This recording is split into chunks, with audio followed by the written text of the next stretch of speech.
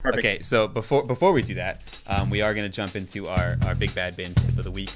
So for those of you who maybe are watching this for the first time, this is a segment where you guys, the audience, send in your favorite Revit tips. And so every single tip that I'm sharing here has been submitted by someone here in the audience. And if I choose your tip for the week, I send you a free t-shirt. So this week's tip is from Robert. It's an awesome little tip, and it's actually an MEP tip. It's for plumbing and pipes, which is something that you don't always see on my channel, so I appreciate it. This segment is sponsored by Enscape. If you're interested, head on over to enscape.bimafterdark.com. You'll save 10% off your subscription. Thank you, Enscape, for sponsoring this little segment here.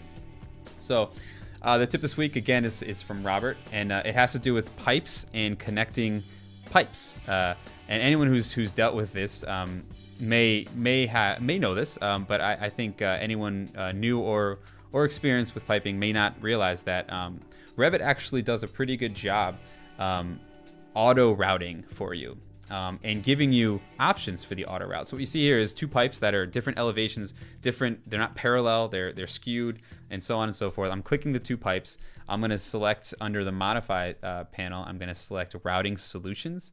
And what you're going to see is Revit's giving me 7 different solutions to connecting these pipes automatically.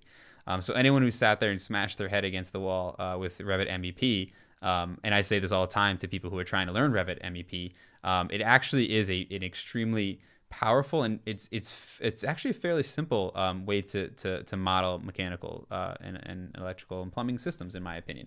So what you're seeing here is I'm flipping through, and then all I do is hit the checkbox to the solution I like, and now it modeled it in place. So awesome little tip from Robert. I appreciate it, and I hope that you guys learned a little something here. Go check out any of my other I think I did an MEP for architects or MEP for dummies video like a year ago. I'll link to that if you don't know, and that this can build on top of that one. But thank you, Robert, for submitting that. Thank you, Enscape, for sponsoring it, and head on over to enscape.bimafterdark.com to save 10% today.